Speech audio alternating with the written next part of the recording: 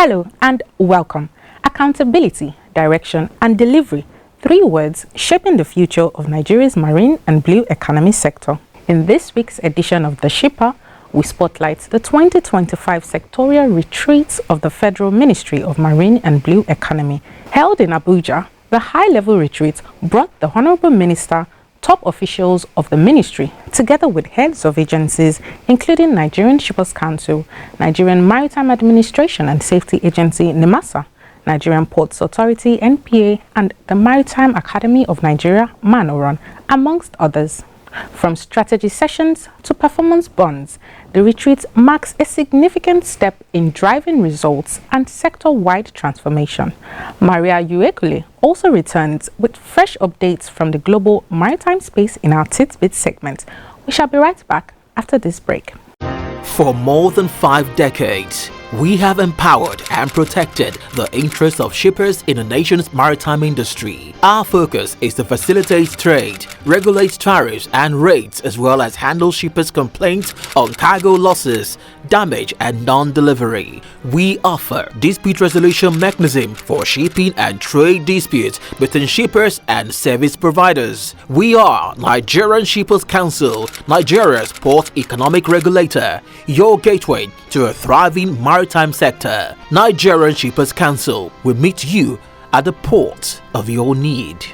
Welcome back to The Shipper, Nigeria's premier maritime television program, proudly brought to you by Nigerian Shippers Council, the nation's port economic regulator. My name is Abike Ido. This week, we begin with highlights from the 2025 sectorial retreat of the Federal Ministry of Marine and Blue Economy. The 2-day retreat, which was held in Abuja, provided an opportunity for reflection, policy direction, and a renewed push for measurable performance across all agencies under the ministry. Let's now join Lucy Yambi as she presents the reports compiled by the Shippers correspondents. As Nigeria advances in its blue economy ambitions, the Ministry of Marine and Blue Economy convened a sectoral retreat with a clear goal. Honorable Minister of Marine and Blue Economy, His Excellency Adegboyega Oyetola, CON, declared the retreat open, describing it as a leadership moment. He called on all agencies to align with the national policy on marine and blue economy and deliver on expectations of government and citizens. He also emphasized improved interagency coordination, technology-driven processes, governance discipline, and environmental protection as the pillars of performance going forward. This gathering is not just another routine meeting. It is a strategic moment for reflection and realignment. As leaders tasked with guiding the marine and blue economy sector, we must critically assess our current position, recognize areas that need change, and set ourselves on a path that ensures discipline, execution, and measurable outcomes. The task before us is both clear and actionable. The federal government has placed the marine and blue economy at the forefront of its growth agenda, expecting significant strides in its development. It is our responsibility to meet these expectations by setting high standards, not just for ourselves, but for the sector as a whole. I expect each agency to define and pursue realistic targets in areas such as increasing the marine and blue economy contributions to Nigerian GDP within a defined time frame. 2. Creating new jobs across core subsectors in the next 12 to 24 months. 3. Enhancing throughput across our ports and terminals. And 4, improving the compliance environment and boosting revenue from maritime activities. Permanent Secretary of the Marine and Blue Economy Ministry, Mr. Olufemi Oloruntola, urged participants to take ownership of the ministry's vision and translate it into practical, measurable steps. He stressed that internal cohesion is vital for effective service delivery. This retreat offers us a valuable platform to identify and address the barriers to effective execution, propose solutions for strengthening interagency synergy, and define actionable steps that will position the marine and blue economy sector as a major driver of our national development in alignment with global trends. A key highlight of this retreat will be the signing of performance bonds by heads of agencies anchor on the clearly defined key performance indicators. This initiative reflects our collective commitment to accountability, results, and service excellence. In his presentation, Executive Secretary, Chief Executive Officer, Nigerian Shippers Council, Dr. Akuta Pius, highlighted the Council's digital transformation efforts, which saved over 31 billion naira in a 6-month period between January and June 2024 from automated demurrage, freight rate, and charter party verification. He also called for legislative support through the speedy passage of the Nigerian Port Economic Regulatory Agency Emperor Bill and more stable funding. We have a very robust complaint handling unit, which in the policy we talked about alternative dispute resolution mechanism. So at the council, we already have in existence a robust complaint unit. Knowing that maritime disputes can be time-consuming and very expensive to handle, we have built this complaint unit to take care of so many of the complaints. And in terms of handling this, we have recovered a total of over 6 billion from 2019 all the way to 2024. In 2024 alone, we did over 772 million naira and about 777,000 US dollars. The Managing Director, Nigerian Port Authority (NPA), Dr. Abubakar Danso, reported progress in resolving their Apapa gridlock, citing improved infrastructure, collaboration with security agencies, and renewed traffic management protocols. I was telling my colleagues a few days ago that the last time I was in Apapa port, I went to APMT about 3 weeks ago. And the vessels I met there were 4 vessels that were all small in capacity. They were carrying 3,000, 4,000 containers. So I asked the MD of APMT, why is it that you are bringing into Nigeria smaller vessels with 3,000, 4,000 containers? He said because the bigger vessels cannot conveniently be brought.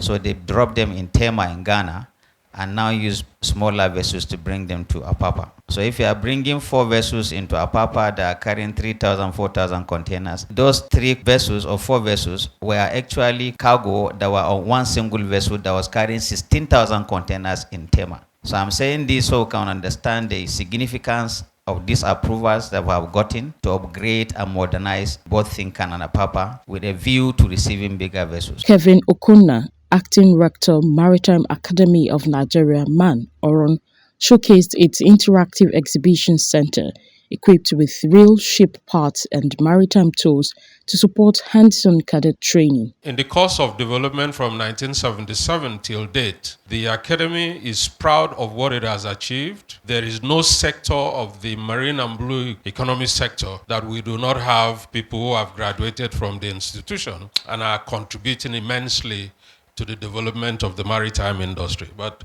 I just thought I should show some pictures of the training equipment that we have in the academy.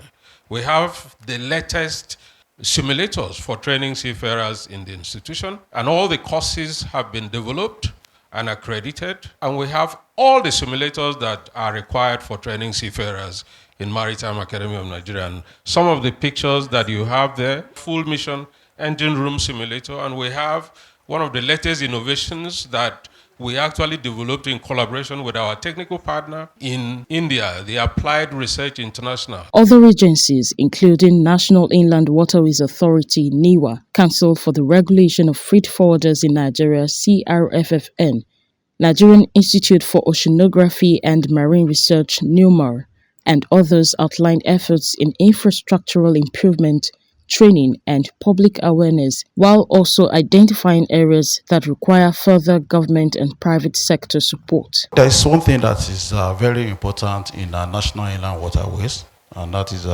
no matter what the agency achieved in its operational activities, the moment you have just a mishap, it's rubbished again. So our emphasis and our focus is the campaign on safety and the advocacy to be sure that this is eradicated to a zero level. As at the first quarter of 2025, NIWA has implemented safety campaigns in more than 130 locations, both on radio, television, newspaper, online, and physically. I needed to have engagement, collaboration with other sister agencies, which I've engaged most of them. I've been to MPA, I've been to FAN. As a matter of fact, the Federal Aviation Authority of Nigeria were so excited that we were able to come to see them. So now, during this collaboration, one thing we achieved was to project the image of the council, which has largely not been recognized. I'm sure many of you seated here also might not even know what CRFFN means and what we do. So I have done that by going out for collaboration with agencies, stakeholders, freight forwarding communities there in Lagos, which I am also going to bring it down to Abuja and other zones. We've been able to identify what is called aroma bonding.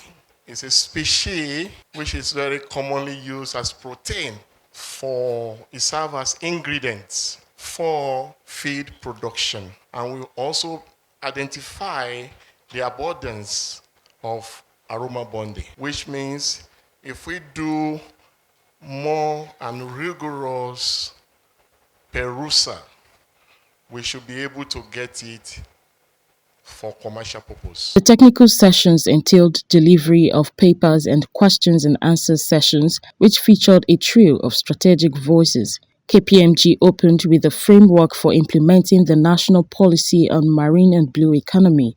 Engineer Hezekiah Agogo followed with actionable strategies for sustainable development.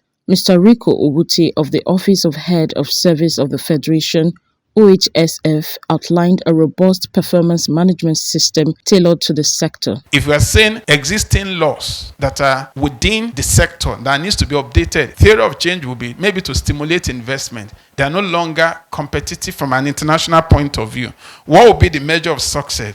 We must determine baseline. We remember, if you look at the policy, there are specific indicators. So determine the baseline, determine what we want to achieve, and then we must be able to collect data. We must put in mechanism for periodic and regular monitoring of activity. What I will also submit, we need to build a performance dashboard that at a click of a button, the Honorable Minister can see, the PS can see, to say, okay, this is where we are in terms of infrastructure built, in terms of jobs that has been created. That performance dashboard is extremely important, and it will not be possible if you don't monitor and input doesn't come from the agencies. One strategic thing that we also need to do is data collection, because we need to know and quantify the value of our blue economic resource. Once we have that level of information, it's now enough for us to be able to develop business cases so that investments can be made. It's also important to establish clear zoning areas for marine activities, shipping, energy, tourism. I mean, it's important to mark those different areas to know exactly who's responsible for what. Performance management is a system that assists to identify what you should be doing as an organization, as a sector, as an agency, as a department, as individuals, and then encourage you on how to do them, evaluate you on what you are doing, and see ways it can make you improve on what you are doing, and then reward you where necessary. A major highlight of the retreat was the formal signing of performance bonds by heads of agencies coordinated by the Permanent Secretary. The bonds set out specific key performance indicators, KPIs, and timelines, anchoring the ministry's shift from plans to performance.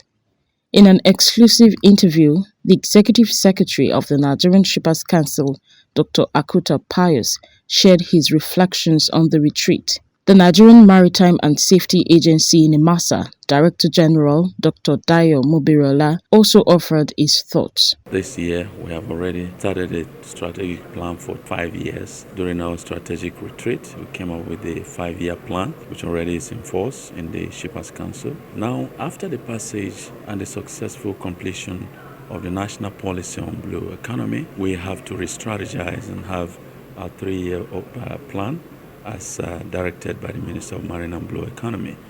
Now, the target for job creation and sustainability of the marine resource is for us to look inwards and see how, as a council, we can begin to leverage on the private-public partnership arrangements to create an enabling environment for the private sector to participate in the growth of the economy from this sector, particularly in driving foreign direct investment, which will create jobs ultimately.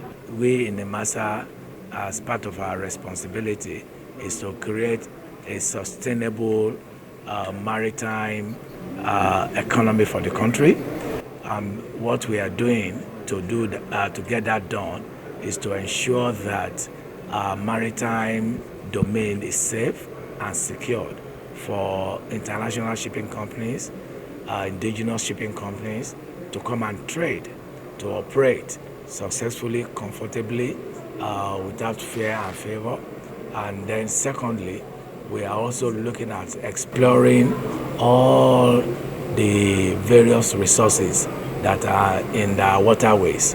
And again, this is as a result of the focus to ensure that we diversify the economy of the country. Success is truly only achieved through assessment of where from, where at, and where to, which this retreat has achieved. This showcases the Marine and Blue Economy Ministry as one which is set to transform not just itself, but the nation, and serves as a template for others to emulate.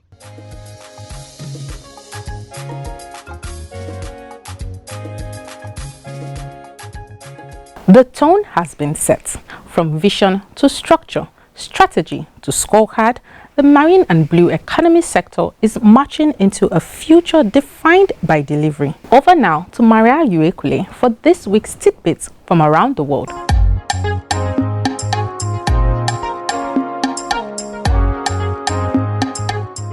Hello and welcome to the tidbit segment on The Shipper. I am Maria Uekule, here to bring you the latest trends, quick updates and outstanding stories from the maritime world. Let's sail right into it. In a strategic move to strengthen the data-driven policymaking in Nigerian shipping sector, the Nigerian Shippers Council paid a courtesy visit to the headquarters of the Nigerian Bureau of Statistics (NBS) in Abuja to explore areas of collaboration between the two government agencies. Leading the NSC delegation, Dr. Pauline Osasuna, Deputy Director of Research, underscored the pivotal role of research and data analysis in advancing the nation's maritime industry. She emphasized the Council's research division plays a key role in supporting the NSC's mandate to promote efficiency, transparency, and competitiveness in the shipping sector. Through quality research and robust data analysis, we are able to make informed policy decisions that foster sustainable growth within the industry, Dr. Osasuna stated.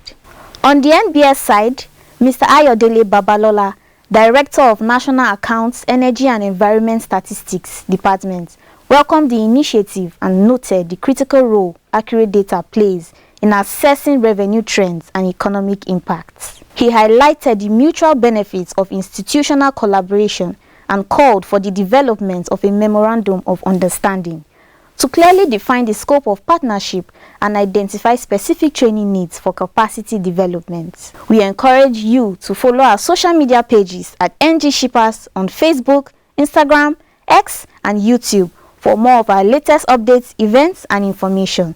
Let's take a look at our complaints register for the week.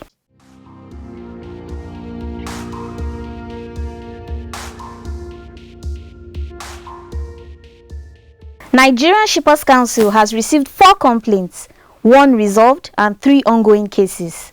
Complaints include forgery, detained container, and economic sabotage. We encourage our stakeholders to visit our website at www.shipperscouncil.gov.ng for more information or to lodge their concerns. Now, let's switch our focus to the international maritime news. Galveston LNG Bunker Port, GLBP, a joint venture between Seapath and Pilot LNG, has received critical construction permits from the U.S. Army Corps of Engineers and U.S. Coast Guard, including Clean Water Act authorizations and a waterway suitability assessment. These approvals clear the way for a final investment decision by mid-2025. Set along the Texas City Ship Channel, GLBP will be the first dedicated LNG bunkering facility on the U.S. Gulf Coast. With all federal and state permits secured, operations are targeted to begin in the second half of 2027. The two-phase facility will deliver up to 720 gallons of LNG daily and include two 3 million gallon storage tanks. Key agreements are in place with Energy Transfer's Houston Pipeline Company and Don Mura, a new bunkering firm. The port will serve the broader Galveston Bay area, including Houston, Galveston, and Texas City. In another news, Dutch offshore service providers Boskalis is laying the groundwork for a new LNG terminal at the port of Soha, Oman, aiming to support the country's ambitions of becoming the Middle East's first LNG bunkering hub. The company has mobilized several vessels from its fleet, including the Willem van Oranje, Coastway, and Colbert dredgers, which have removed about 4 million cubic meters of sand to prepare the site. The dredging operations, supported by the Aquamarine Tug and CD Multicat, are helping level the terrain within the existing Soha ports and free zone. This work is a critical part of the infrastructure needed for the LNG terminal, which will feature a liquefaction plant serving both regional and international markets. The terminal is being developed by Massa LNG LLC, a joint venture between Total Energies 80% and OQEP 20%. LNG production is slated to begin by 2028. And that concludes this week's edition of Tidbits on the Shipper. Thank you for joining us. We'll see you again next week with more insights from the maritime world. For more than 5 decades, we have empowered and protected the interests of shippers in the nation's maritime industry. Our focus is to facilitate trade, regulate tariffs and rates, as well as handle shippers' complaints on cargo losses, damage and non-delivery. We offer dispute resolution mechanism for shipping and trade disputes between shippers and service providers. We are Nigerian Shippers Council, Nigeria's port economic regulator, your gateway to a thriving maritime sector. Nigerian Shippers Council will meet you at the port of your need.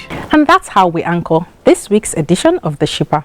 Thank you for joining us on this journey through the bold steps being taken to strengthen Nigeria's maritime sector. Follow us on all our social media platforms at NG Shippers for updates, behind the scenes footage and more. Until next time, here's wishing you smooth sailings and a productive week ahead. Do have a swimmingly great week ahead.